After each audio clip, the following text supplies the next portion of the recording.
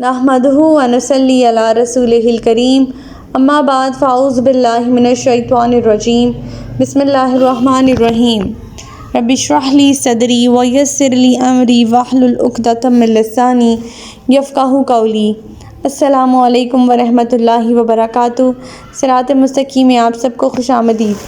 पिछले सबक में हम लोगों ने पढ़ा था कि अल्लाह ताला फरमाते हैं कि ऐसे लोग जिन्हें किताब का कुछ इल्म दिया गया वो जब्त और तागूत पर ईमान रखते हैं और काफिरों के मुतालिक कहते हैं कि ये लोग ईमान वालों से ज़्यादा हिदायत याफ्ता हैं और ज़्यादा बरतरी रखते हैं।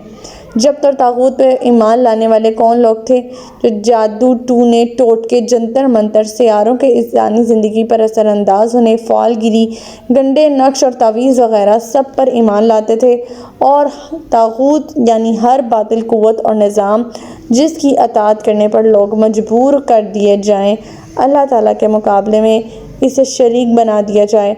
अब ये तागूत कोई फ़र्द हो सकता है, कोई इदारा हो सकता है, कोई बादशाह हो सकता है, गांव का चौधरी भी हो सकता है, पीर और मशाइख भी हो सकते हैं, सोशलिज़म और जमहूरियत की तरह बातिल निज़ाम भी हो सकते हैं।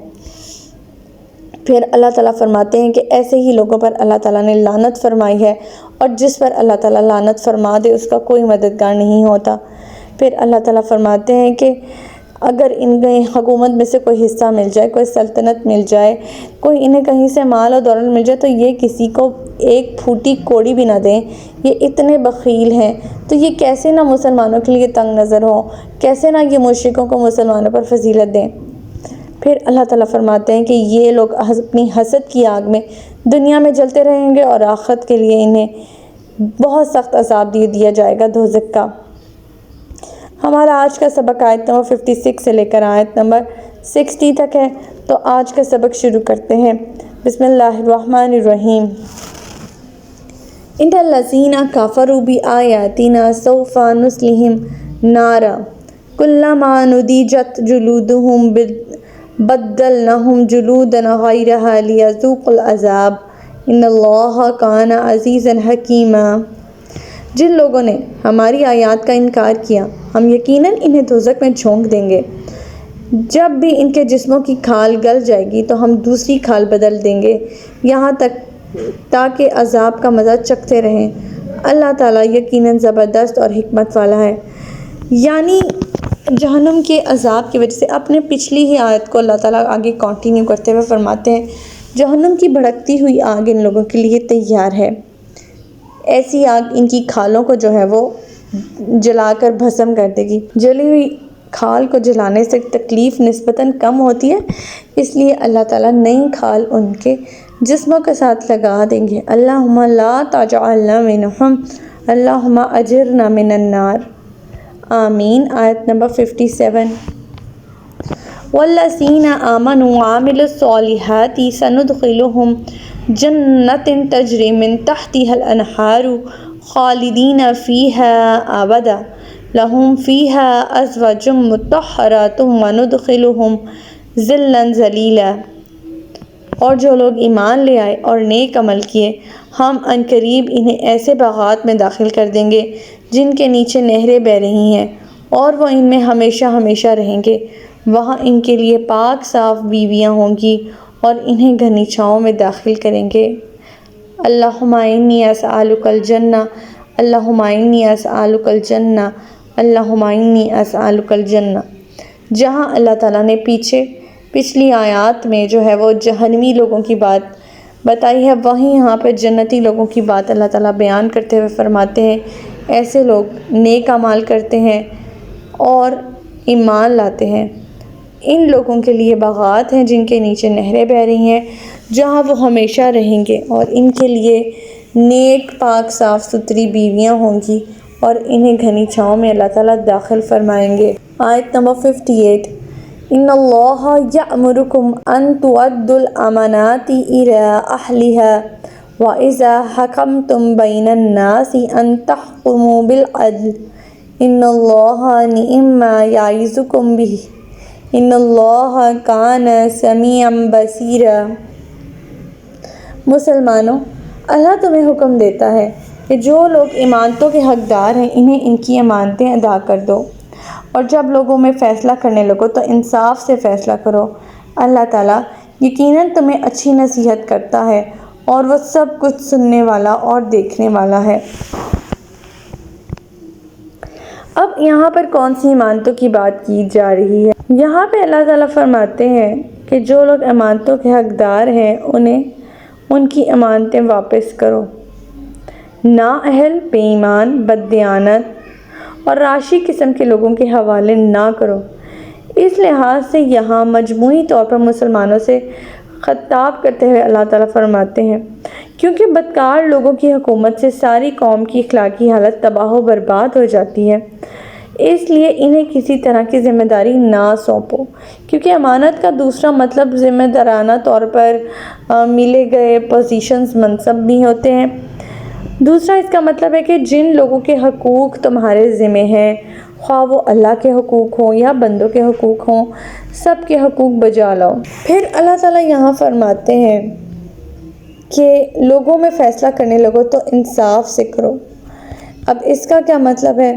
اس کا مطلب یہ ہے کہ جب آپ کو کوئی حکومت ملے، کوئی سلطنت ملے، کوئی پاور ملے، کوئی پوزیشن ملے تو عدل اور انصاف کا دامن ہاتھ سے نہیں جانے دینا چاہیے۔ جیسے کہ ہم نے پچھلی آیات کو اگر ریلیٹ کریں، یہود نے صرف اسلام دشمنی کی بنا پر مشرکوں سے یہ کہہ دیا تھا کہ تم دینی لحاظ سے مسلمانوں سے بہتر ہو، حالانکہ مسلمانوں کی پاکیزہ سیرت اور مشرکوں کے کردار میں فرق اتنا واضح تھا کہ جو دشمنوں کو بھی نظر آ رہا تھا، اور خود یہود بھی اس حقیقت سے پوری طرح آگاہ تھے۔ اب انصاف سے اگر فیصلہ کرنا ہوتا تو وہ انہیں انصاف سے کرنا چاہیے تھا، لیکن صرف انہوں نے ان کی دل جوئی کے لیے، نمبر بنانے کے لیے جو ہے مشرکوں کی طرف جو ہے وہ فیصلہ فرما دیا۔ آیت نمبر 59، یا ایھا الذین آمنوا اطیعوا اللہ واطیعوا الرسول واولی الامر منکم فإن تنازعتم فی شیء فردوہ الی اللہ والرسول ان کنتم تؤمنون باللہ والیوم الآخر ذلک خیر واحسن تأویلا۔ اے ایمان والو، اللہ کی اور اس کے رسول کی اطاعت کرو اور ان حاکموں کی بھی جو تم میں سے ہوں۔ پھر اگر کسی بات پر تمہارے درمیان جھگڑا پیدا ہو جائے تو اگر تم اللہ اور آخرت کے دن پر ایمان رکھتے ہو تو اس معاملے کو اللہ اور اس کے رسول کی طرف پھیر دو، یہی طریقہ کار بہتر اور انجام کے لحاظ سے اچھا ہے۔ اب اللہ تعالیٰ نے اسلامی حکومت کی تشکیل کے لیے کچھ ہمیں رولز بتائے ہیں۔ سب سے پہلے تو یہ بات ذہن نشین کر لینی چاہیے کہ اسلامی نظام کا اصل جو ہیڈ ہے، جو بادشاہ ہے، وہ اللہ تعالیٰ کی ذات ہے، جو پوری کائنات کا نظام بھی بہترین طریقے سے چلا رہے ہیں۔ اب رسول اللہ صلی اللہ علیہ وسلم کی اطاعت اس لیے ضروری ہے کہ ہمارے پاس اللہ کے احکام اس کی منشا کے مطابق بجاوری کا رسول اللہ صلی اللہ علیہ وسلم کی اطاعت کے بغیر کوئی ذریعہ نہیں ہے، لہٰذا رسول اللہ صلی اللہ علیہ وسلم کی اطاعت کے بغیر کوئی ذریعہ نہیں۔ اللہ کی اطاعت اگر کسی نے حاصل کرنی ہے تو اسے چاہیے کہ رسول اللہ صلی اللہ علیہ وسلم کی اطاعت کرے۔ اللہ تعالیٰ یہاں فرما رہے ہیں کہ اگر کسی بات پہ جھگڑا ہو جائے تو معاملہ جو ہے وہ اللہ کی طرف پھیر دو۔ اس کا کیا مطلب ہے کہ قرآن پاک سے مدد لو، سنت رسول صلی اللہ علیہ وسلم دیکھو کہ اس میں کیا رہنمائی ہے ہمارے لیے، اور پھر اس جھگڑے کو جو ہے وہ سولو کرو۔ اور اس میں یہ بھی ہمیں ایک سبق ملتا ہے کہ جو امیر ہے آپ کے سر پر، جو آپ کے سر پر ہیڈ بنا دیا گیا ہے، اس کی اطاعت بھی بہت زیادہ ضروری ہے۔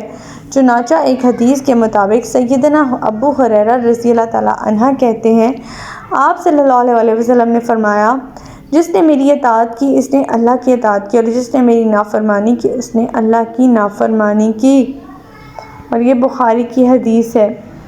ایک اور حدیث کے مطابق آپ صلی اللہ علیہ وسلم نے فرمایا، ہر شخص پر امیر کا حکم سننا، اسے ماننا فرض ہے، خواہ اسے پسند ہو نہ ہو، جب تک کہ اسے گناہ کا حکم نہ دے، اور اگر اسے اللہ کی نافرمانی کا حکم دیا جائے تو پھر نہ ایسے حکم کو سننا لازم ہے، نہ ایسے حکم کی اطاعت کرنا لازم ہے۔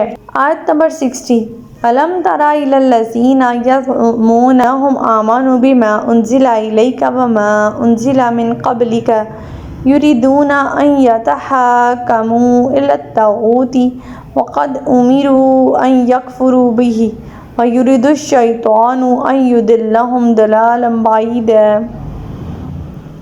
اے نبی، آپ نے ان لوگوں کے حال پر غور کیا جو دعویٰ تو یہ کرتے ہیں کہ جو کچھ آپ کی طرف نازل کیا گیا ہے اس پر ایمان لائے ہیں اور اس پر بھی جو آپ سے پہلے اتارا گیا تھا، مگر چاہتے یہ ہیں کہ اپنا مقدمہ طاغوت کے پاس لے جائیں، حالانکہ انہیں حکم یہ دیا گیا تھا کہ وہ طاغوت کے فیصلے تسلیم نہ کریں، اور شیطان تو یہی چاہتا ہے کہ انہیں گمراہ کر کے بہت دور تک لے جائے۔ اب منافق کیا کرتے تھے؟ دعویٰ تو مسلمانوں کا سا کرتے تھے مگر حقیقت میں منافق تھے، اور منافقوں کا یہ طریقہ تھا کہ جب مقدمے میں انہیں توقع ہوتی کہ فیصلہ ان کے حق میں ہوتا تو اسے رسول اللہ صلی اللہ علیہ وسلم کے پاس لے آتے، اور جس مقدمے میں انہیں یہ خطرہ ہوتا کہ فیصلہ ان کے خلاف ہوگا تو اسے آپ صلی اللہ علیہ وسلم کے پاس لانے سے گریز کرتے۔ یہی حال آج کے نام نہاد مسلمانوں کا بھی ہے کہ اگر شریعت کا فیصلہ ان کے حق میں ہو تو سر آنکھوں پر، ورنہ اس قانون اور اس رسم و رواج کا اور ہر عدالت کے دامن میں جا کے پناہ لے لیں گے جہاں سے انہیں اپنی منشا کے مطابق فیصلہ سننے کی توقع ہو، اور یہ دراصل نفاق کی ہی علامت ہے۔ کیا ہم منافق نہیں؟ ہمیں اپنا تجزیہ خود کرنا چاہیے۔ تو ہمارا آج کا سبق یہیں تک تھا۔ اللہ تعالیٰ سے دعا ہے کہ اللہ تعالیٰ قرآنی احکامات پر ہمیں عمل پیرا ہونے کی توفیق عطا فرمائے۔ اللہ پاک ہمیں ہدایت دے کہ جس کے بعد گمراہی نہ ہو۔ ربنا لا تزغ قلوبنا بعد إذ هديتنا وهب لنا من لدنك رحمة إنك أنت الوهاب سبحانك اللهم وبحمدك أستغفرك وأتوب إليك۔ السلام علیکم ورحمۃ اللہ وبرکاتہ۔